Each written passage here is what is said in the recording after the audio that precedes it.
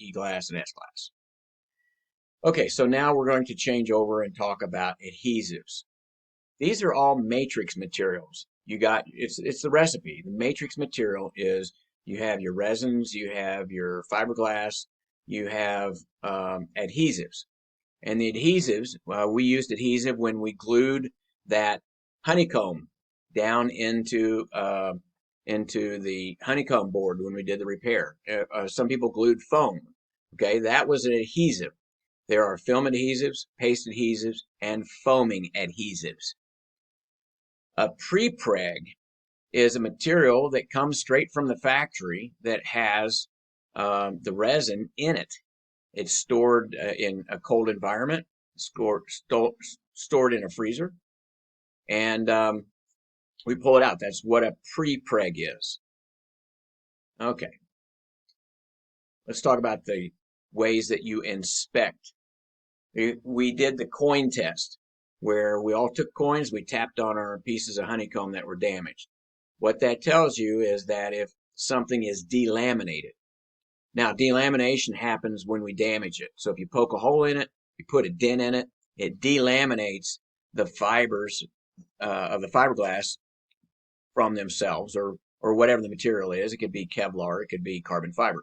But this stuff will no longer be bonded together, and maybe it peels away from the honeycomb. But we can hear the difference. Now, this one in the middle, this is a more fancy inspection tool. This is a instrumented tap test. There's these machines, they got a bunch of wires coming out of them, and it costs a lot of money, but you can kind of do the same thing with a coin. And then you can use a hammer. There's a little bitty hammer called a tap hammer. All right, so that's how we do the tap test. This is another, now, look, this is showing you a ultrasound machine where they can try to find damage using this ultrasound machine.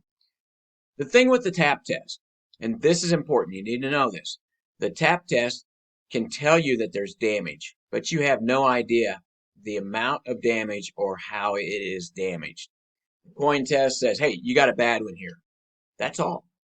You can't make any determinations of how bad it is from just doing a tap test. Now, this type of test, you can identify the amount of damage and the type of damage with one of these tests.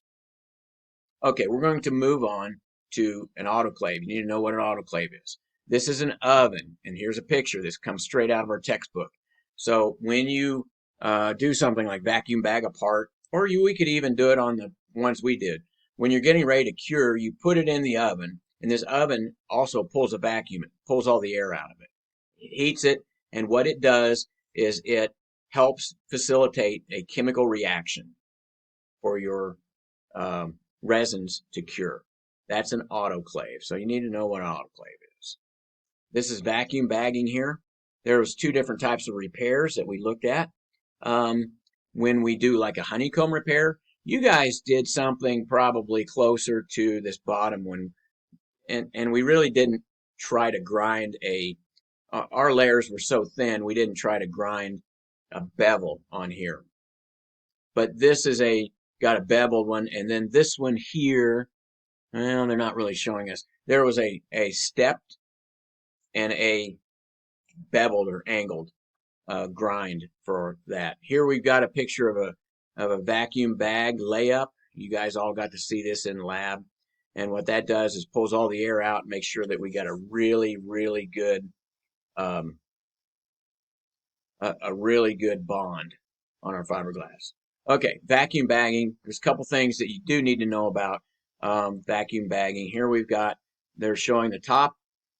Okay, up here we've got a instrument telling us how much vacuum there is. We had that on our pump, and here's the vacuum hose.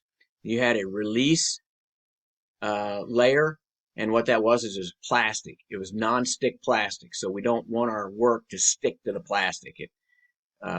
Then we had a breather cloth. That was like a felt material that gave the air a way to get out.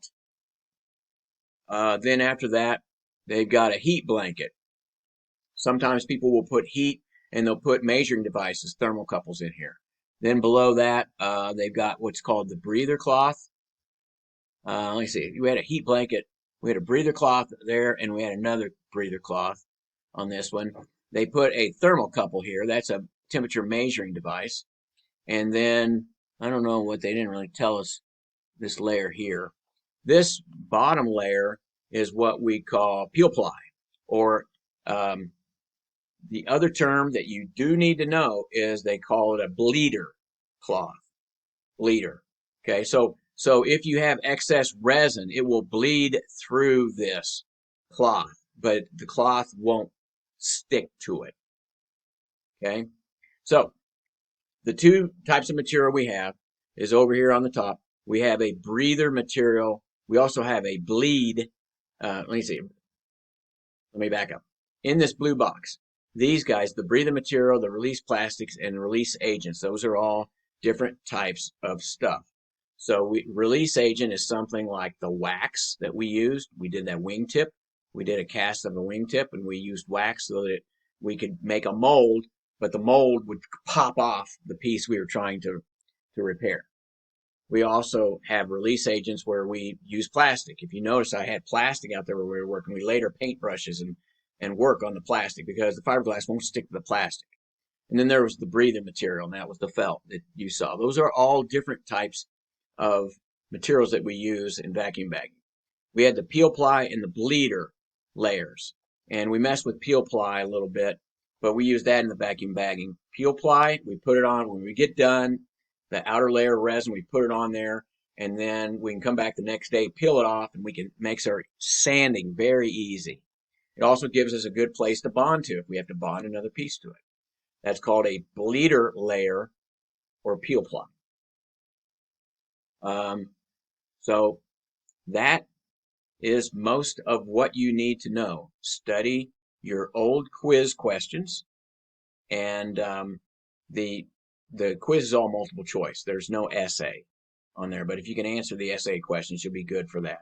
And don't forget to go back and study your wood, fabric, and finishing sections, both ASA and any quizzes that we have.